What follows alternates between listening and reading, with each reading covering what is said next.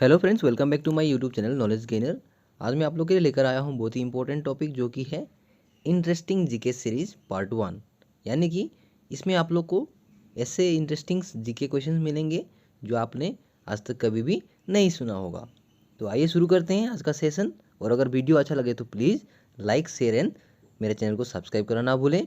और हाँ, इस तरह के नोटिफिकेशन पाने के लिए बेल आइकन को प्रेस करें ताकि इस तरह के नॉलेजेबल अपडेट्स आपको मिलता रहे। आइए देखते हैं पहला question. How many minutes are in a full week? आपके ऑप्शन हैं A 10,090 minutes, B 10,080 minutes, C 10,070 minutes या डी 10,060 मिनट्स।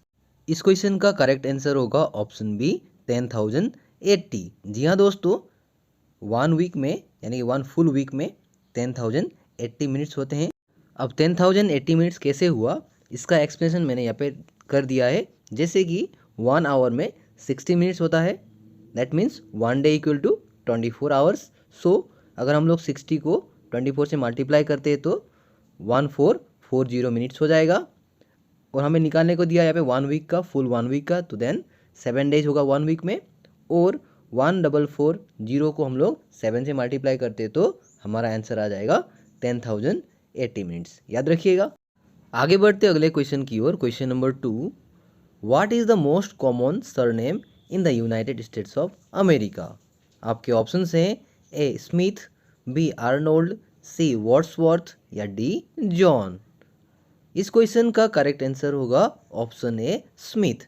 जी हाँ दोस्तों, यूनाइटेड स्टेट ऑफ अमेरिका यानी कि यूएसए का कॉमन जो सरनेम है वो स्मिथ होता है। आगे बढ़ते अगले क्वेश्चन की ओर। Question number 3, who was the first US president to visit India? आपके ऑप्शन हैं A James E Carter, B William Clinton, C Dwight D Eisenhower या डी रिचर्ड एम निक्सन। इस क्वेश्चन का करेक्ट आंसर होगा option C Dwight D Eisenhower. और याद रखिएगा, उन्होंने भारतवर्ष यानी कि दिल्ली में 1959 में भ्रमण किया था। 9 से लेके 14 दिसंबर तक वो भारत में रहे थे। आइए देखते हैं question number 4, which country has no temple? आपके ऑप्शंस हैं A India, B Pakistan, C Saudi Arabia या डी साउथ अफ्रीका। इस क्वेश्चन का करेक्ट आंसर होगा ऑप्शन सी सऊदी अरेबिया। जी हाँ दोस्तों, सऊदी अरेबिया में टेम्पल और चर्च का जो कंस्ट्रक्शन है वो बैन कर दिया गया है। इस्लामिक कंट्री जैसे कि कुवैत, इराक, इज़राइल, वहाँ पे चर्चेस हैं लेकिन टेम्पल्स नहीं हैं। आगे बढ़ते अगले क्वेश्चन की ओर। Question number 5, which country has no snack? अर्थात किस देश में सांप नहीं पाया जाता? आपके ऑप्शंस हैं A Australia, B New Zealand, C India या डी नेपाल। इस क्वेश्चन का करेक्ट आंसर होगा ऑप्शन बी न्यूजीलैंड। जी हाँ दोस्तों, न्यूजीलैंड में स्नेक नहीं पाया जाता यानी कि सांप नहीं पाया जाता, क्योंकि वहाँ का जो लैंड टेरिटोरी है वो स्नेक फ्री नेशन है। प्लस वहाँ का जो मतलब कि पोंडरिंग जो सिचुएशन है वो काफ़ी ऑस्ट्रेलिया के काफ़ी नज़दीक है। इसलिए ऑस्ट्रेलिया में ज़्यादातर वेनोमस स्नेक पाए जाते हैं और इस कारण न्यूजीलैंड में स्नेक पाए नहीं जाते। अगला क्वेश्चन है, which is the oldest sports in India? अर्थात भारत का सबसे पुराना खेल कौन सा है? आपके ऑप्शन हैं ए कबड्डी, बी हॉकी, सी क्रिकेट या डी रेसलिंग।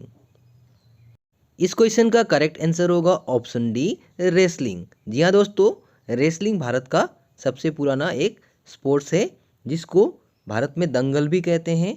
और हमारे स्टेट जैसे कि पंजाब और हरियाणा में इसे कुश्ती भी कहते हैं। और जो ये खेलते हैं उन प्लेयर्स को पहलवान कहते हैं। याद रखिएगा, ये काफ़ी इंपॉर्टेंट क्वेश्चन हो सकता है। आगे बढ़ते अगले क्वेश्चन की ओर। Ramayana is the national book of which country?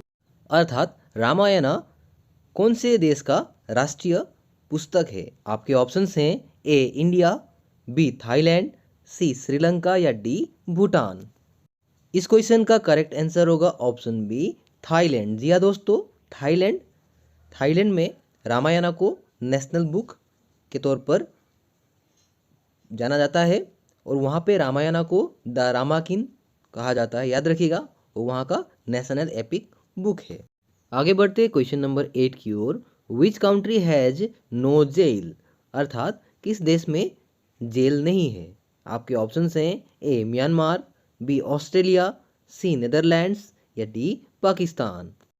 इस क्वेश्चन का करेक्ट आंसर होगा ऑप्शन सी नीदरलैंड्स। जी हाँ दोस्तों, नीदरलैंड्स में एक भी जेल नहीं है।